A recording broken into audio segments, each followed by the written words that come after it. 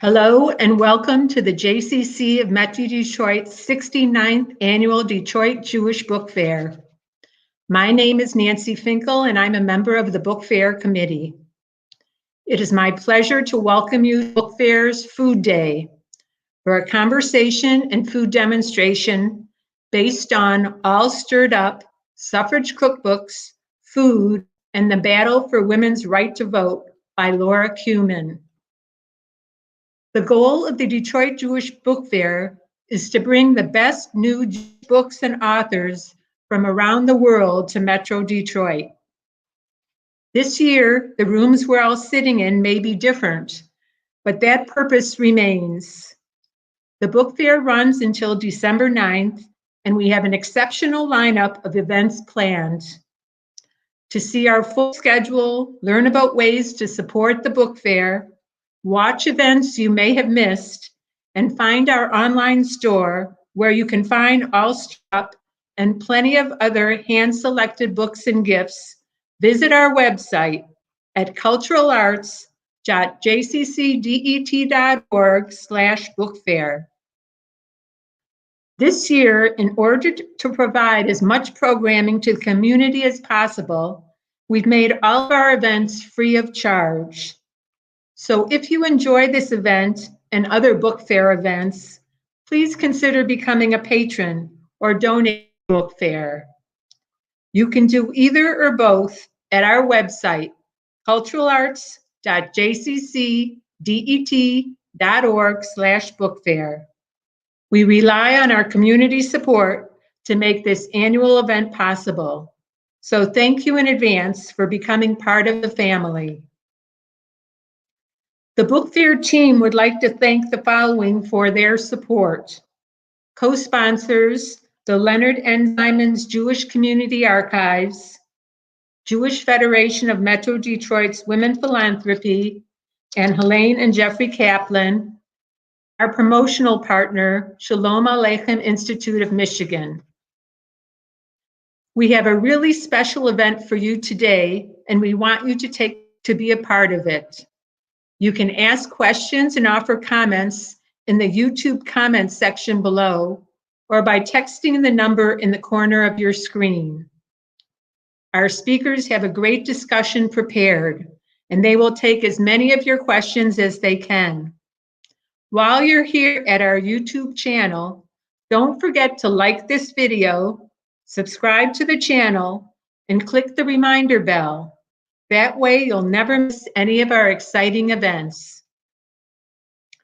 The focus of today's event is All Stirred Up, Suffrage Cookbooks, Food, and the Battle for Women's Right to Vote.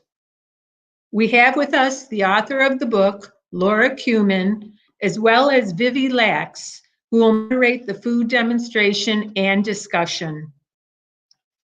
We all likely conjure up a similar image of the women's suffrage movement. Picket signs and militant marches through the streets. But Laura Kumin shows us that these suffragettes were far from the stern caricatures their detractors made them out to be.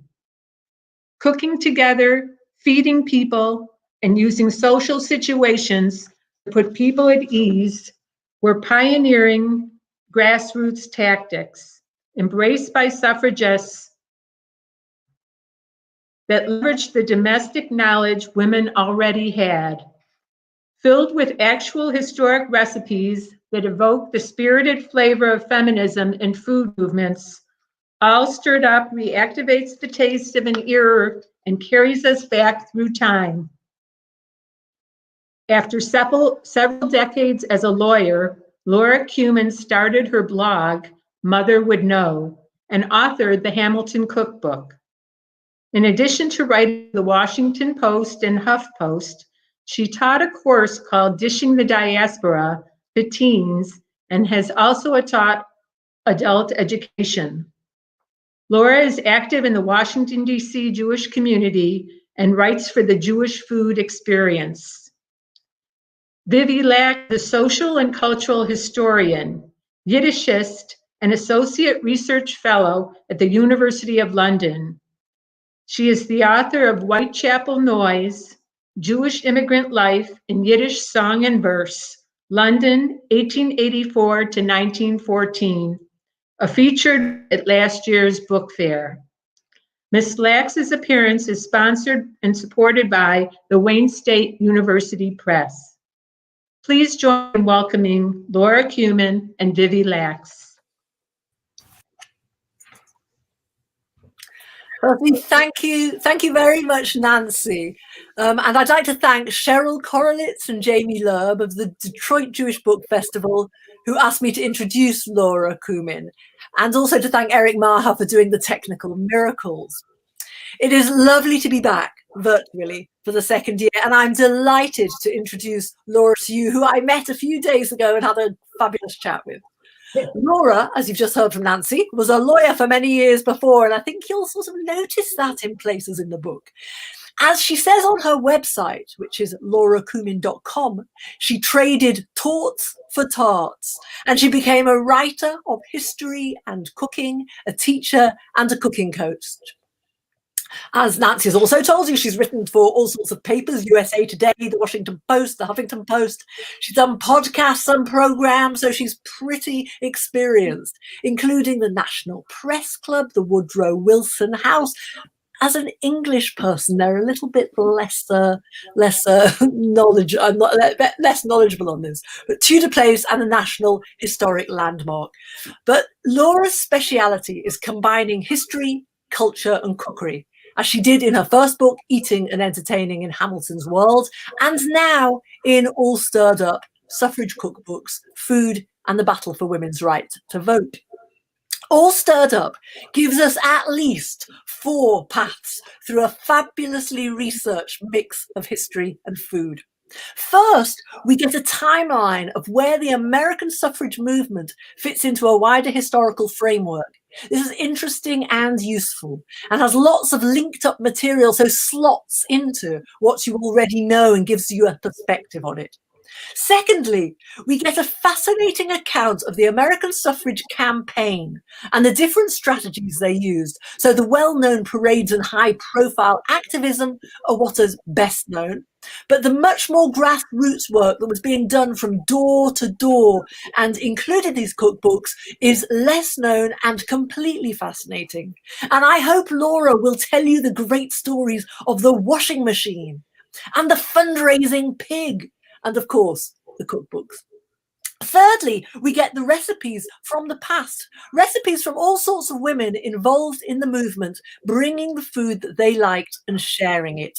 And finally, in Laura's wonderful style of encouraging people to expand their cooking repertoire, like she does in her blog, Mother Would Know, the recipes are adapted by her in ways that work today. This makes the book a mixture of political and social history, the history of food, and an updated cookbook. It's a lovely read, written with warmth and loads of knowledge. So I'd like to welcome Laura, who will speak, show video, and demonstrate some cooking for about 40 minutes. And then there will be some time for questions. So put your questions, put comments, don't be shy. Put your comments and questions on the screen in the comments box, or you can text them to the number which is on the top right, and I'll gather them together and see you later. So now, over to Laura. Hi, and thank you so much for inviting me. And also thank you for introducing me to Vivi, who it turns out is quite a wonderful author, and I can't wait to read Whitechapel Noise, or Whitechapel, I'm not sure what the second word was, but anyway, I wanted to tell you a little bit about how we're going to spend our time together. First, I'm going to tell you about suffrage from my point of view, which is probably different from what you've heard if you've read anything about suffrage or maybe learned about it in school. Then I'm going to talk about the cookbooks and demonstrate a recipe. And finally, we're going to take some questions. So come along with me on this suffrage adventure and let's get started. The battle for suffrage really began in the United States in the mid-19th century. 1848 was the date when the Seneca Falls Convention happened in upstate New York. And if you know anything about that convention, you've probably heard that it began after a tea with Lucretia Mott and with Lucretia Mott and a couple of other women. Well, it turns out that, in fact, they had a lot of complaints about why Elizabeth Cady Stanton, who was there and who was one of the moving forces, she put forward a bunch of resolutions, but voting rights was only one of them. And in fact, voting rights was the one resolution that was not set for unanimous passage. So why concentrate on it? There were lots of ways in which women could not function as full members of society in 1848. For example, it was legal for a man to beat his wife. Women, when they married, gave up their right to own property. Their property became their husband's property. So why focus on voting rights? Well, the answer is, in fact, due to a man. It's due to Frederick Douglass, who most of us don't think of as a suffragist, but he was. And it was Frederick Douglass who was the only person of color at the Seneca Falls Convention, as far as we know, and he stood up and spoke in favor of voting rights, which meant that that resolution then passed and voting rights became the issue for women's rights. Subsequently, it took over 70 years before the 19th Amendment was passed. Well, what happened? I mean, the first 20 years, from 1848 to 1868, well, there was a civil war in the middle of that. And the voting rights movement was really left kind of unorganized. Now, there were national conventions that happened every year. And in fact, at one of those conventions, a woman you may have heard of, Sojourner Truth, spoke, and she delivered the speech, which is known now famously as "Ain't I a Woman?" Well, I'll tell you a little secret. Sojourner Truth actually spoke very good English, and she probably didn't say "Ain't I a woman?" Her first language was Dutch, and she was, in fact, there was no recording, of course, of that speech, but it was transcribed a while later, probably by a white woman who put it in dialect. But that wasn't how Sojourner Truth spoke. Well, okay, there was the Civil War. That was over. And what happened after that for suffrage? Well, suffrage then became an organized movement. There were suffrage organizations. And one of the things that we discovered was that as soon as the organizations formed, there was internal strife. And part of that strife was about how women should gain suffrage. The more radical women thought it should be a federal constitutional amendment, but many mainstream women thought it should be a state-by-state, slower approach. Whichever way you chose, whichever way you would have gone, think about it. It required that men vote for suffrage, because who was in Congress to vote on an amendment? Who was in the state legislatures? Those were men. So, of course, we know how that dispute ended in the mid 1920s. In the beginning of the 1920s, in the mid-teens, there was a push for the 19th Amendment. So we know that eventually the women who wanted the constitutional amendment were the ones who won out in that internal battle. But in the meantime, there was a huge amount of struggle. And, I learned about suffrage maybe in school for a minute, but I didn't really learn about it in any detail. And I was shocked to find out how many times women suffragists lost, had to pick themselves up, dust themselves off, and get back in the fight. And I want to give you a sense of what that required. One of the leaders of the suffragist movement at the end was Carrie Chapman Catt, who was the head of the largest mainstream organization. She and a co-author in 1926 put together a list of the suffrage campaigns. Just check this out. There were 56 referenda campaigns. There were 480 campaigns to urge legislatures to submit suffrage to the state voters in the way of a state constitutional amendment. There were 47 campaigns to try to induce state constitutional conventions to include women's suffrage in the state constitutions. There were 277 campaigns to ask state party conventions to include women's suffrage in their platforms. There were 30 campaigns to ask the national parties to include women's suffrage in their platforms. And there were 19 campaigns in 19 successive Congresses to get women's suffrage passed as a federal constitutional amendment. 19 campaigns before finally the 19th Amendment. Okay, so who were the supporters of suffrage? Well, there were the women who joined suffrage organizations. They were typically middle and upper class women, typically white, and many of them were unfortunately racist and xenophobic. They didn't particularly want women of color or immigrants to be part of their movement. But in fact, those women also campaigned for suffrage. And then there were the famous suffragists. You know, these days we call people influencers. Well, in those days, maybe they just called them famous or celebrities, but there were lots of people who were famous for other reasons. We're not talking about Elizabeth Cady Stanton or Lucretia Mott. They were famous for being suffragists. But there were people like Clara Barton, Jack London, you know, Call of the Wild, White Fang, Mark Twain. These people were suffragists, and they were famous for other reasons. Now there were also, like Jack London, Mark Twain, there were men who were suffragists. And in those days, instead of calling them allies, which is maybe the current term, they were called suffragettes. That was a term that a suffragist named Vida Sutton coined in the early 20th century. And those men used their power and influence to help the suffrage movement.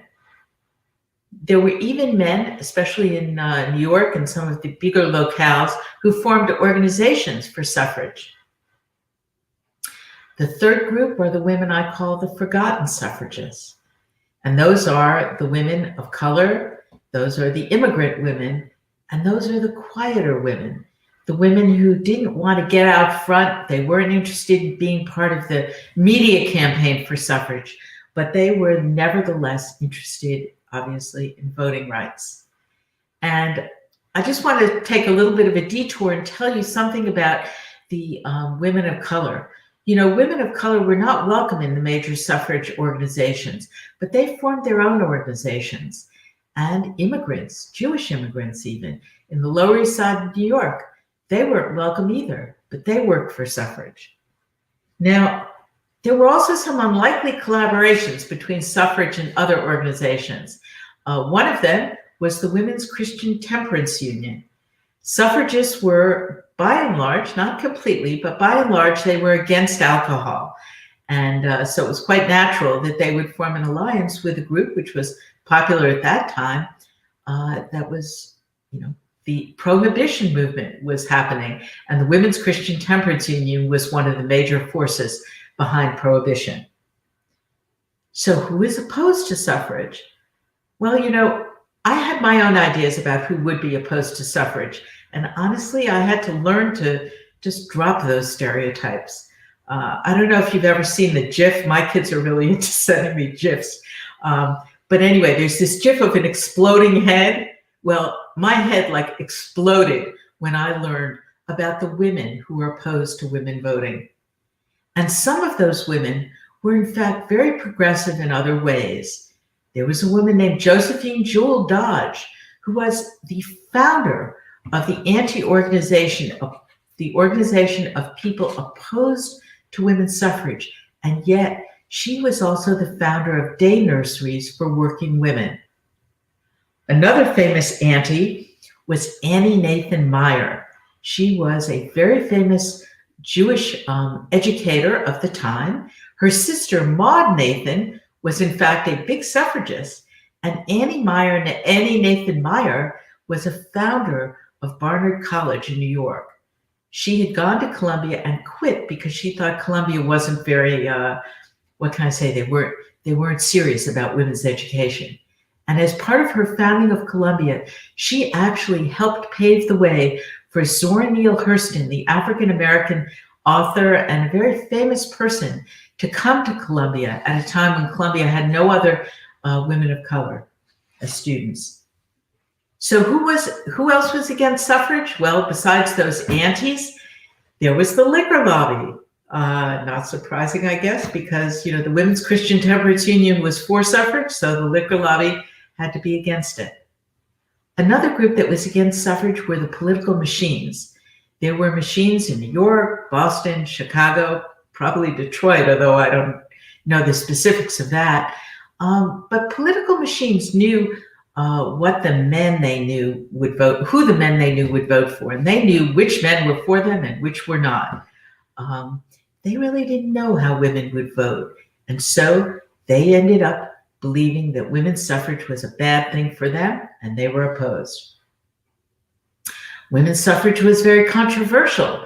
Today we think, oh, women voting, it's obvious. But in those days, there were those antis, and there were the families like the Nathans, where one was in favor and one was opposed. Another famous family that had both suffragists and antis was Woodrow Wilson's own family. I want to give you a quote from someone who's a current day hero of mine, I'd say, is Ruth Bader Ginsburg. As you heard in the intro, I went to law school, and Ruth Bader Ginsburg was a professor at the time. And she was a professor. She taught a clinic at Columbia on equal rights. And after she died, Lieutenant Colonel Alexander Vindeman, who knows quite a bit about standing up for what you believe, Lieutenant Colonel Vindeman put out this quote on Twitter which is what Ruth Bader Ginsburg said about getting people on your side. Fight for the things you care about, but do it in a way that will lead others to join you. Isn't that what the mainstream suffragists, the cookbook suffragists, were all about? Getting people to join them. So how did women win the vote? Well, they went everywhere. I have an image of a man in a horse-drawn carriage, and you can see that the women followed him. They went on foot. They went in, not just in the big cities and the small cities, the small towns. They went out to the rural areas. This illustration also shows you something that the timeline can explain, which is that for a large part of the time during which women struggled for voting rights, there were no cars. Women and men were using horses. Well, that just kind of blew my mind. Now, I mentioned the celebrities who were in favor of suffrage, the influencers, and one of them was Clara Barton. She was basically well known to men who were veterans of the Civil War. She was, of course, a nurse. She was known as the angel of the battlefield. She was also someone who was a founder of the Red Cross and greatly beloved by many, many people. She was an ardent suffragist, and she said to the men of this country, "When you were weak and I was strong, I toiled for you. Now you are strong and I am weak. Because of my work for you, I ask your aid. I ask the ballot for myself and my sex. As I stood by you, I pray you, stand by me and mine."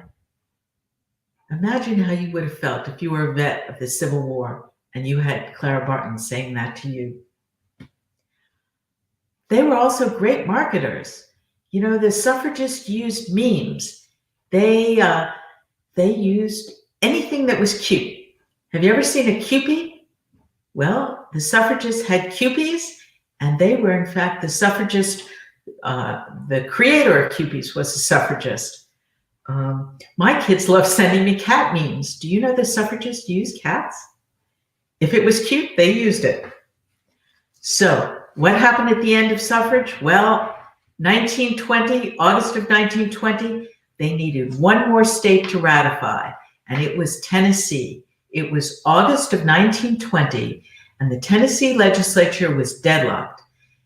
The last person to vote was going to be Harry Byrne, a young legislator who was wearing the red rose of the anti-movement as he went up to cast his vote. But in his pocket, he had a letter from his mom. And his mom said in that letter, "Be a good boy, Harry, and help Mrs. Cat."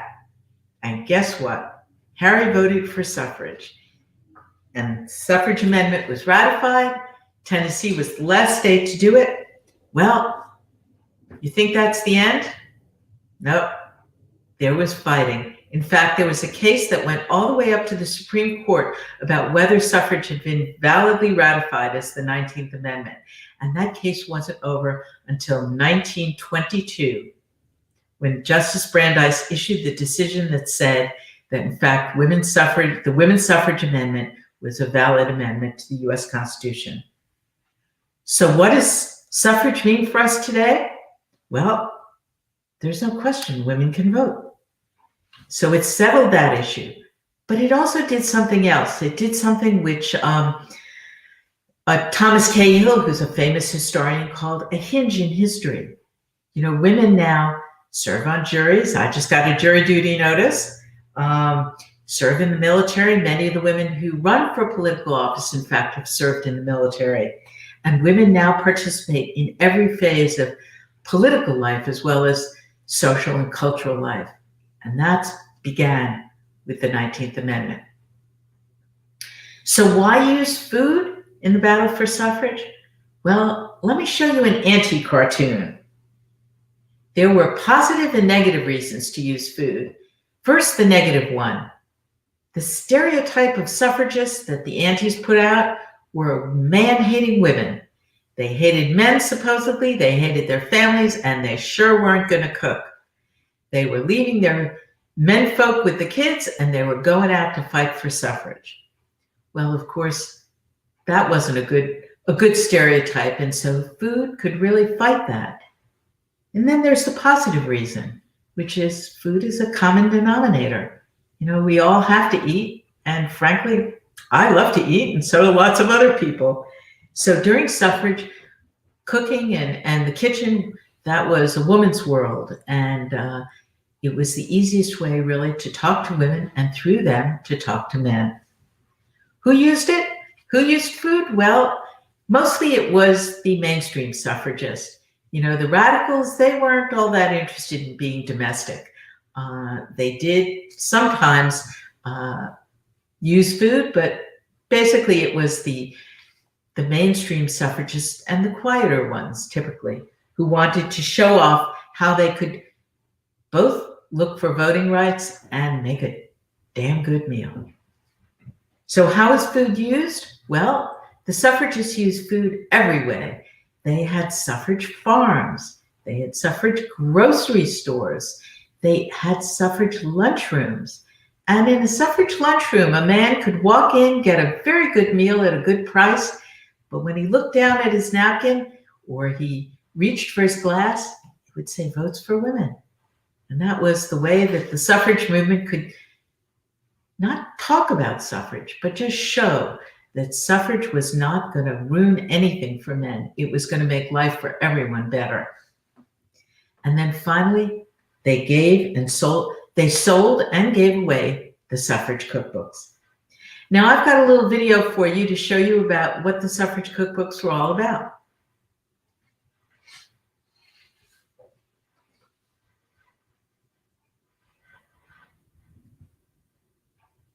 Eric, I think there's no voice on it.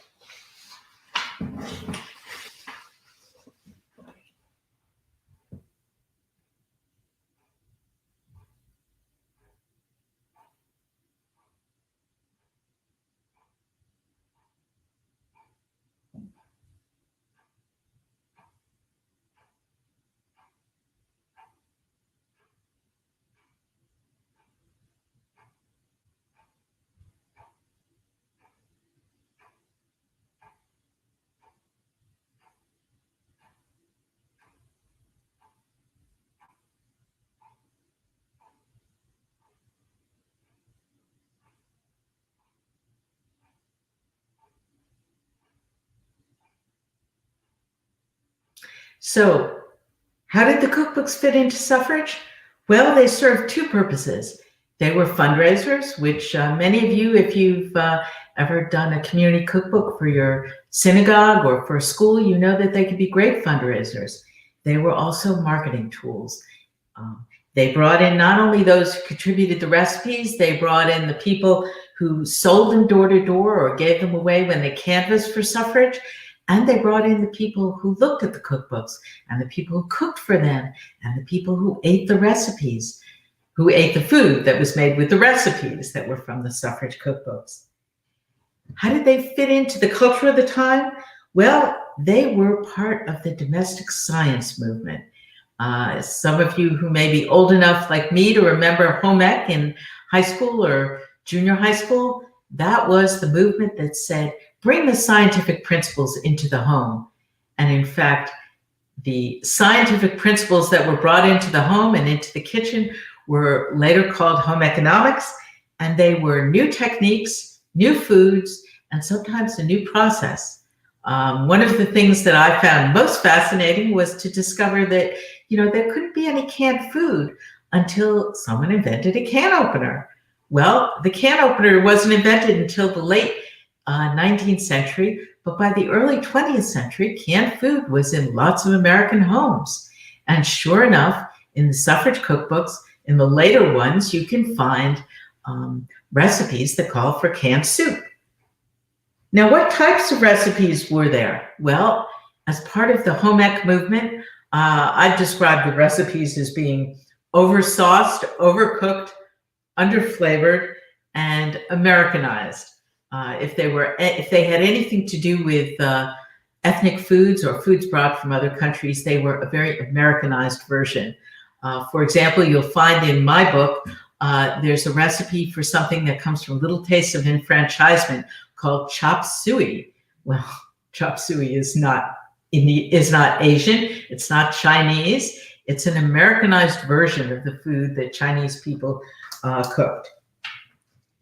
Now, another way in which they reflect the society was that, in fact, they reflected what was going on in the world.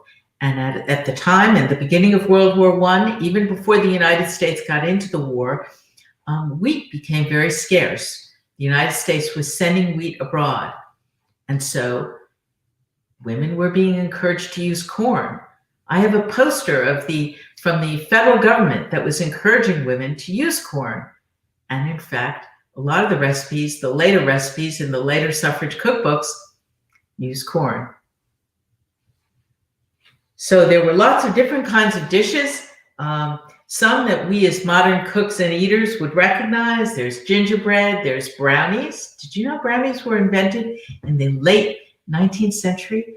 By 1909, that's the first decade of the 20th century, they were already in a suffrage cookbook. There was potato salad. And then there are others that we might not recognize. One of my examples was Sally Lunn bread, which I was unfamiliar with, but is apparently comes from England. And it's kind of a cross between cake and bread. It's a little bit brioche. And the one we're going to talk about a little bit more today, emergency salad. And then there were a few that represented cultures, other cultures that the cookbooks tried to bring in other cultures, even if we scorn the way they did that. I have a recipe in my book that comes from the Detroit suffrage cookbook for Mexican noodles. Well, Mexican noodles, there's really nothing Mexican about these noodles, but somebody thought that they were.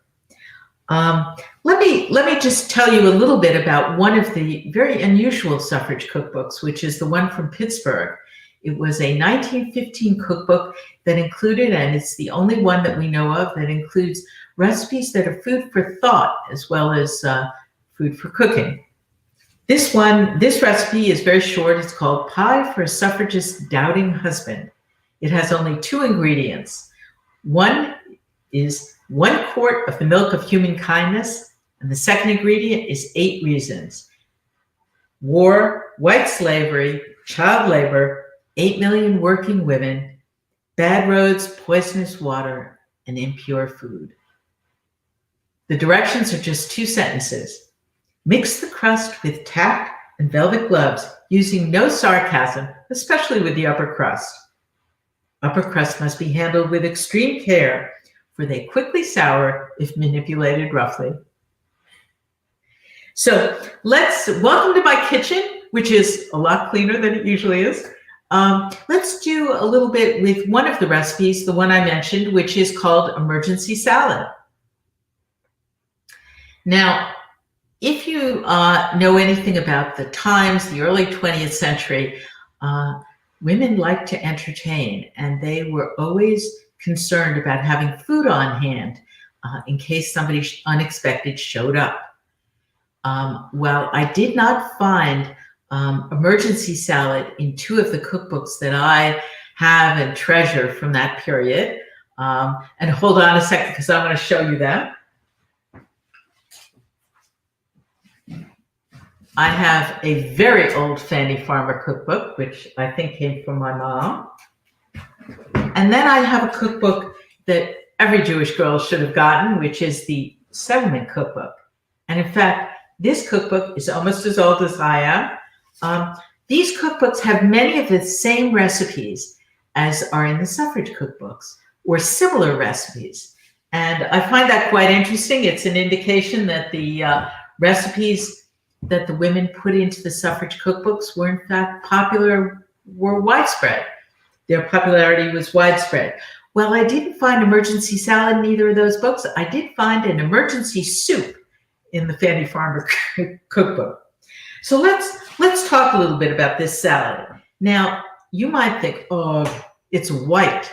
Well, white was what these cookbooks were very into because, in fact, the home ec movement believed that food should be white.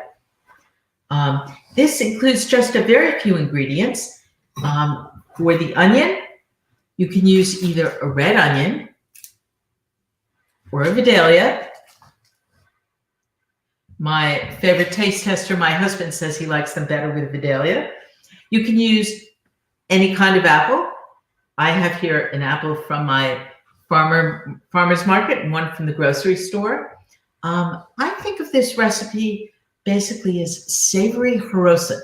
Now, I know that the woman who contributed it probably wasn't Jewish. She'd probably never heard of haroset, but you know, I'm Ashkenazic, and haroset for me is always got cinnamon and sugar. And I was delighted to find this recipe because I thought, wow, you know, maybe I should just make it and forget the sweet stuff. Make it kind of sweet and sour. Then there's lime. And lime, if any of you know Ina Garten and her recipe for watermelon salad, lime does something very interesting. When it's mixed with an onion, it sort of takes the sharpness off the onion, which I had never thought of before. I don't really like raw onion, but raw onion, when it's got some lime juice on it, it's really not bad at all. And then there's honey, a little bit of honey, and a little bit of kosher salt. Now, you can chop the apple as small or as large as you'd like. I typically make the pieces kind of, well, in my family, I'd call them haroset sized. They look like this. And the onion, similar, although I would say the smaller the better. And here's a little trick. I mean, my mom would call these fancy schmancy, but if you don't like using your hands to get the juice out of the lime, you can use something like this. And if you don't, after you peel an apple, if you don't like coring it, there's always an apple corer.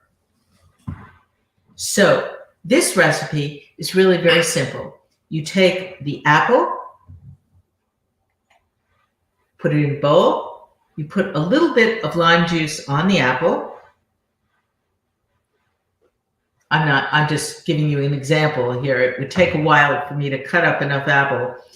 Then you take, in a separate bowl, you take the onion, you add the honey, and you add the lime juice.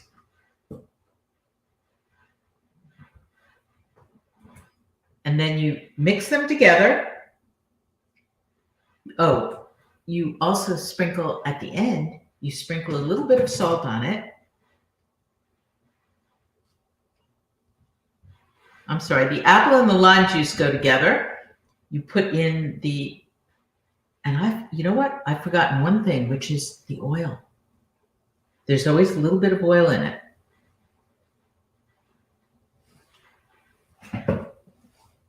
And then you sprinkle a little bit of salt on the top.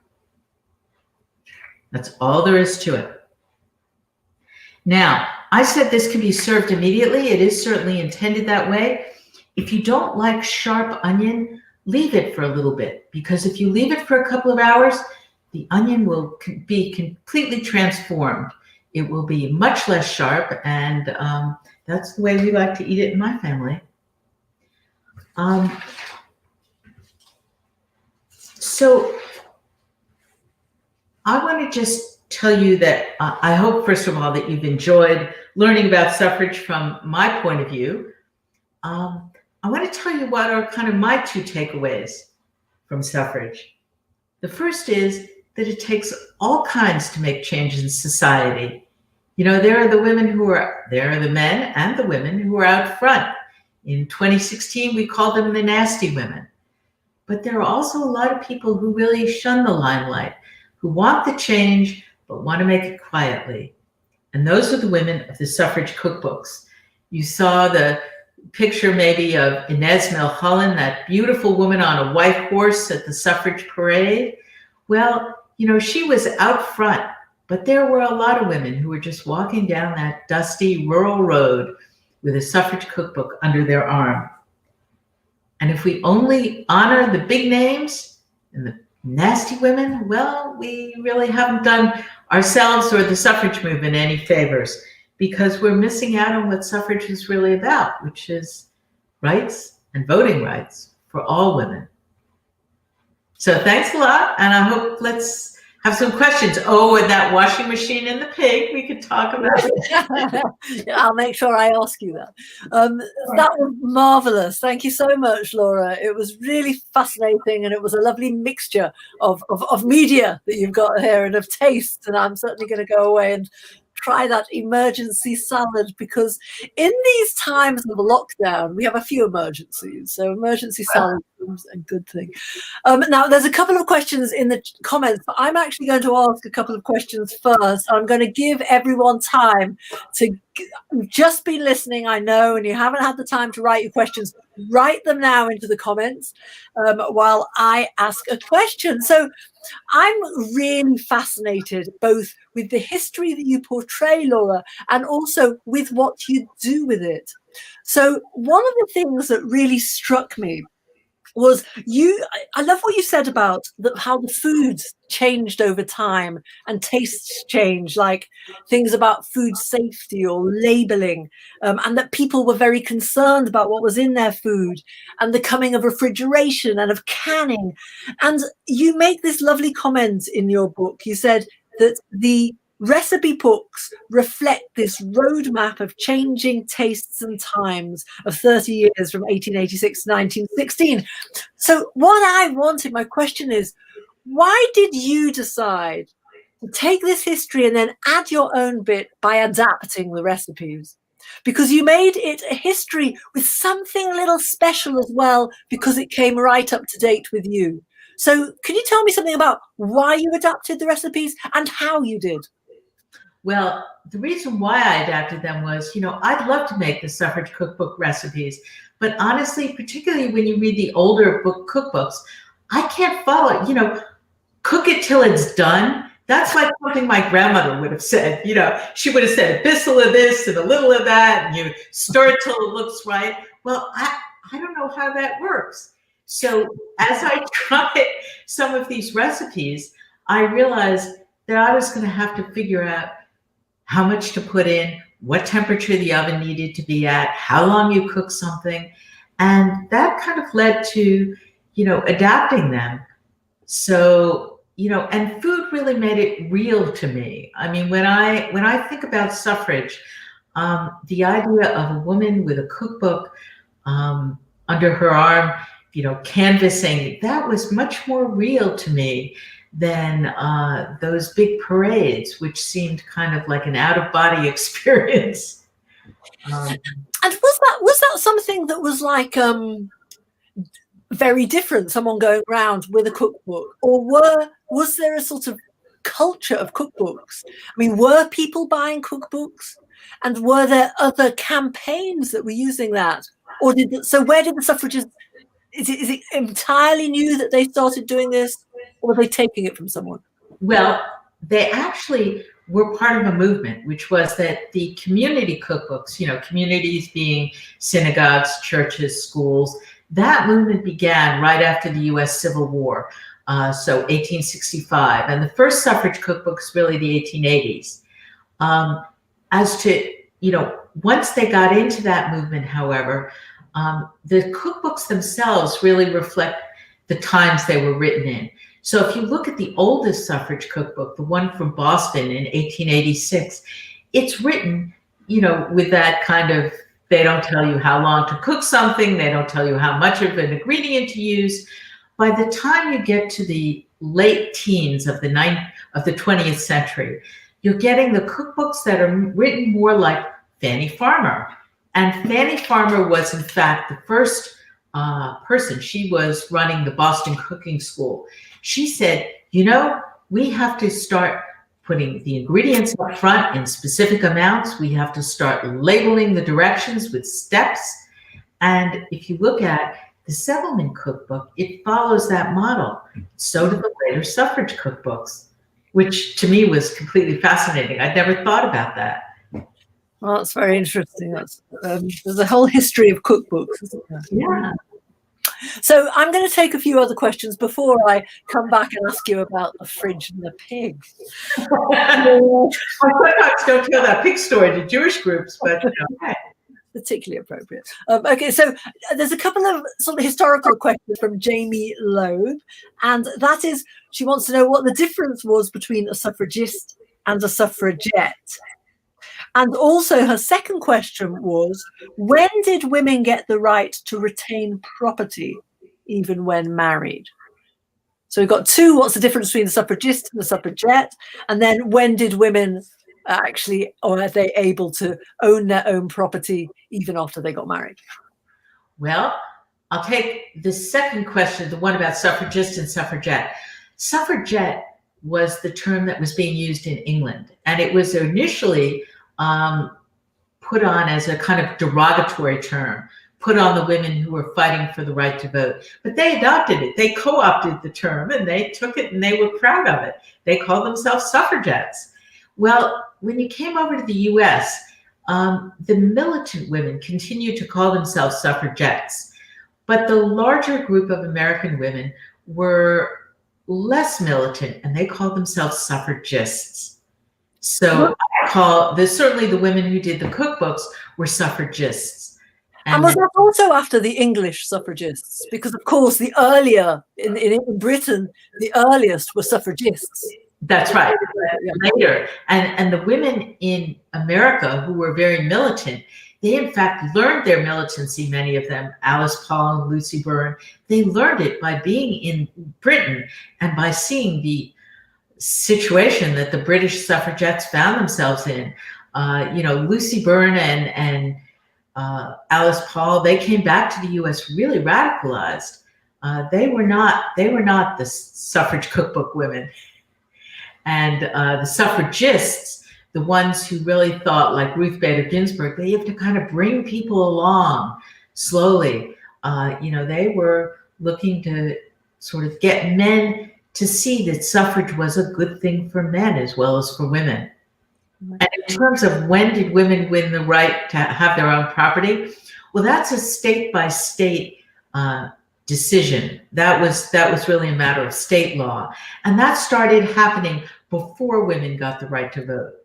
So it's true that women were beginning to get more rights. And the right to vote was not the first right they got.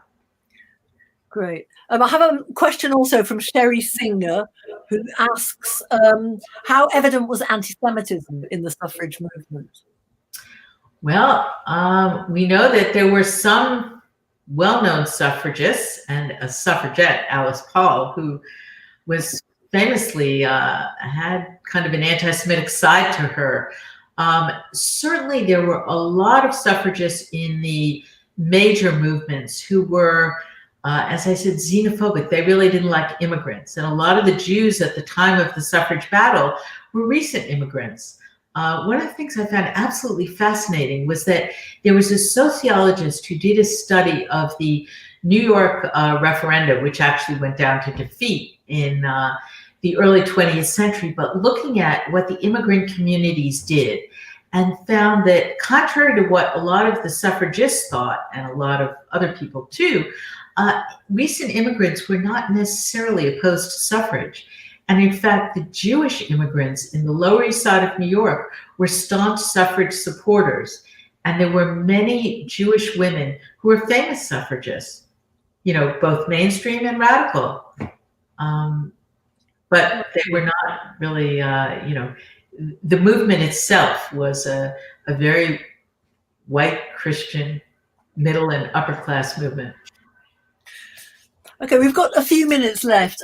Before I ask you about the washing machine, which was one of my favourites, but before I ask you that, I did want to ask you something about class, because, as you said, it was mainly middle-class women and upper-class women who were campaigning for suffrage, and they were obviously particularly, they were showing it very clearly with their huge banquets of 10 courses and their fancy foods that they were making in their homes.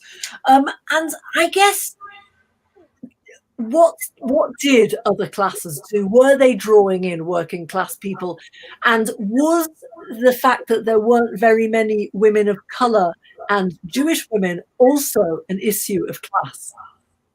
Well, there were lots of women who were in favor of suffrage who were not able to make those multi-course meals and who didn't have help. As I said earlier, some of them, even when they couldn't be in the mainstream suffrage organizations, they worked for suffrage, whether they worked in their own organizations, which a lot of African-American women did, or they worked on their own outside of the organizations, which a lot of immigrant women did. They were still part of suffrage. And one of the things I would point out about the suffrage cookbooks is, the names that are attached to the recipes, most of the recipes have the name of the person who gave them listed. That's not necessarily the person whose recipe it was. A lot of these women had help, household help, and it could be the name of their cook or their housekeeper. That little pamphlet that I pointed out, the Little Taste of Enfranchisement, that's a very unusual cookbook because it was a collaboration not just with the wealthy women who were in the City Club, but also with this group of women who were housekeepers.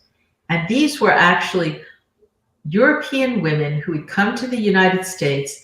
They were housekeepers in the Los Angeles area. And what they discovered was that when they lost their jobs, they lost their homes. They were live-ins. And they created an organization. They bought themselves a house where they could live if they didn't have a place to live. And they collaborated with this group of women who employed them, which was, to me, mind-boggling, but, and they were all in favor of suffrage. Thank you. Thank you for that. So we've got 3 minutes left. Can you tell us about the washing machines? Oh, sure. Well, the washing machine is a story that I love because I'm from the era of the Fuller Brush Man. If you remember some in the United States in the 50s and 60s, there were certainly people who would go around to your door, knock on your door and try to sell you something. Well, women who wanted suffrage would try to knock on the door, and they didn't necessarily want to start the conversation with a political, are you in favor of, or can I tell you about suffrage? So one of the women precinct captains in New York discovered a new kind of washing machine. she bought a couple of them and she gave them to the women who were going out canvassing.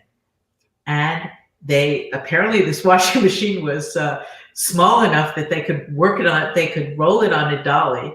They would roll it up to people's houses and they would knock on the door and ask if they could show them the washing machine. They actually got a commission for suffrage. They sold a washing machine, and it was a way to start a conversation. And there were plenty of people apparently who were very interested in the washing machine. And I have this mental picture in my head of people like queuing down the road saying, she's just shown in the washing machine. Quick, let's go over there. It's a lovely story. Now, we've got a couple of minutes left. So I'm going to say to you, if you want to know about the story of the fundraising and the pig, then you'll have to read the book, I think. It's a fabulous story. And I actually think that, a Jewish audience is open-minded enough to know that there are a world outside of kosher food as well. But it's a wonderful story. And I'll leave that to you. But I would say, it is a great read, this book, and it's really entertaining. And what's lovely about it also is it's a book you can dip into and dip out of. So if you look in the comments, it tells you where you can buy it. And I'm going to leave the last words to you, Laura. Is there anything that you would like to end this on? Well, I want to end with something that a young person found in the book, and I thought was fascinating.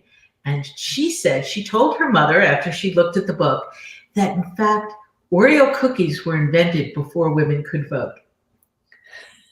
So you think about that for a second and realize how much we take voting for granted. Now, of course, I would say that there is no better way to celebrate suffrage than to vote. But next time you bite an Oreo cookie or you eat a tasty cake, you go back and look at the timeline and you see how long it took after those were invented before women got the right to vote. Lovely. Thank you very, very much, Laura. Well, thank you, Vivi. Look forward to seeing you in real life soon. With your music, too. Okay.